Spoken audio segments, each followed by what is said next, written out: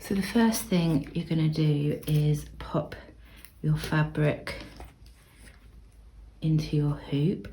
So get the bit that hasn't got the screw on and pop your fabric over it and push down.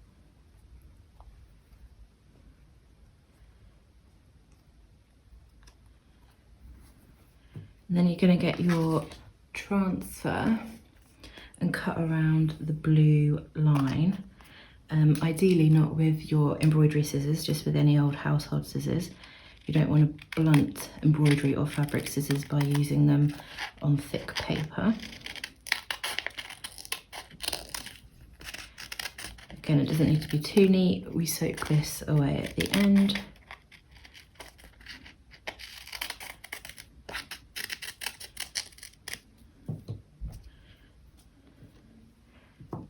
And then peel the back off.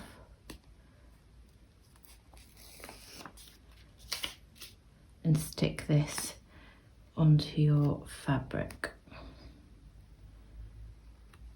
It just sticks down.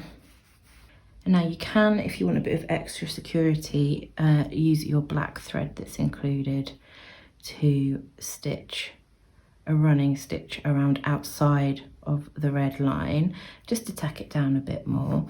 I think you don't have to do that because these don't take too long to stitch, but it is something I recommend doing if you think you're going to be working at it over a while, just in case the transfer paper loses its stick and starts lifting. I'm not going to, but if you do want to, just do a running stitch just in between the blue and red line, just to hold that down onto the fabric. So the next step is to embroider your design.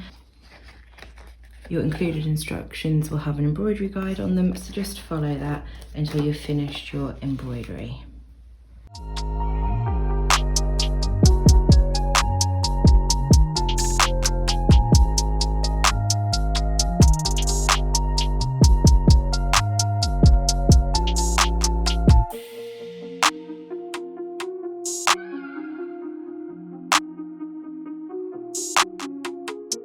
So once you've finished sewing, you want to pop it out of your hoop.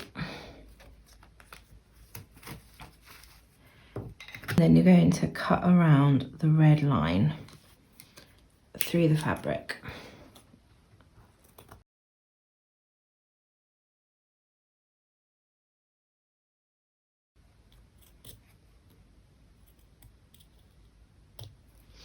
Then you can discard this bit of fabric, you're not going to need that. And what you want to do is pop this into some warm water for around 15 minutes. I like to just use a clean Tupperware tub, and the stabilizer will soak away.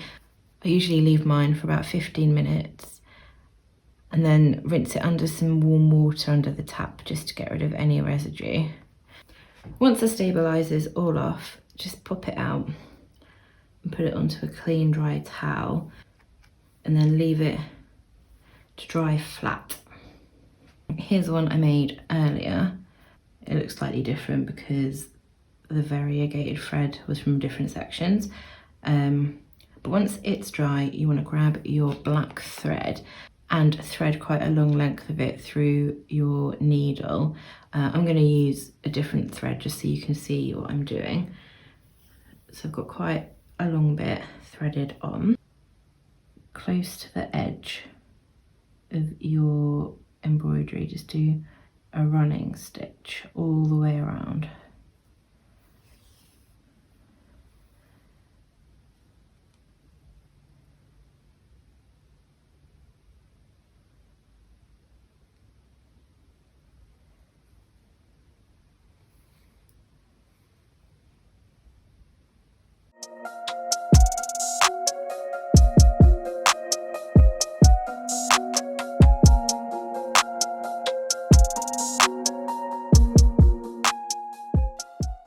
So when you're done, it should look something a bit like that.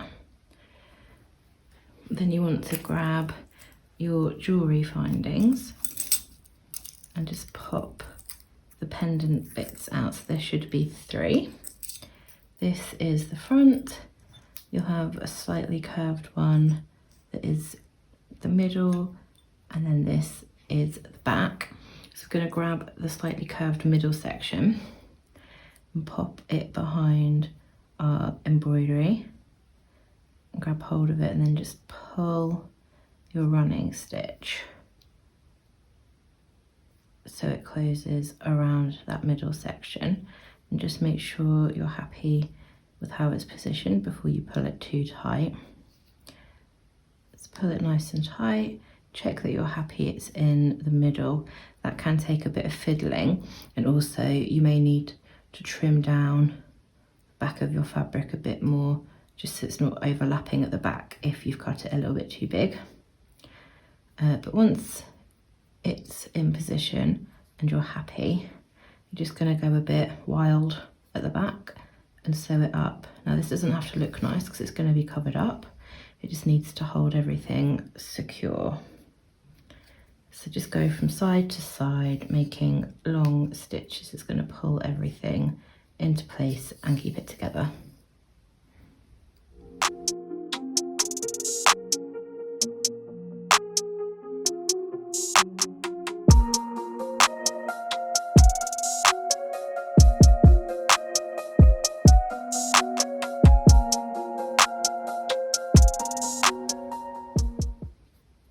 And if you've got any kind of loose bits sticking out, just go from behind and grab them and pull them tight.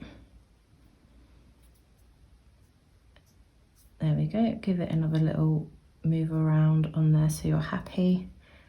Make sure it's tight and then tie off at the back.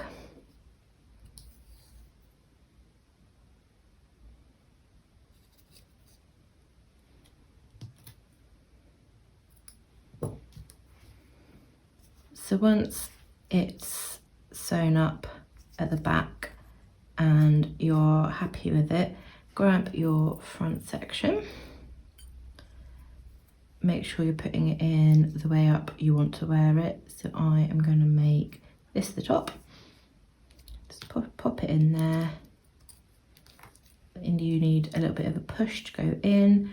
You can push the middle just to bend that middle section a bit more so it fits.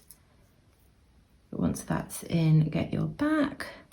Make sure the neatest kind of side is facing out. Push that in as well. And if you've got your pliers, grab them. If not, you can kind of bend this over with a pair of scissors, but be really careful not to hurt yourself and not to scratch your jewellery.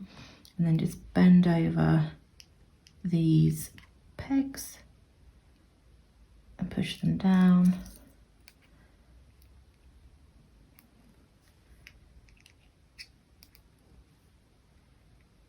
Again, being mindful not to scratch the front.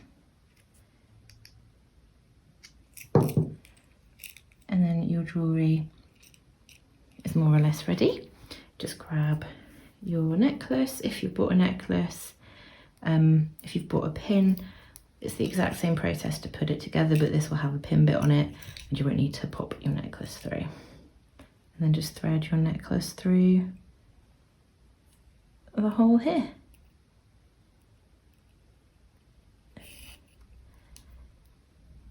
Done. And then it's ready to gift or wear.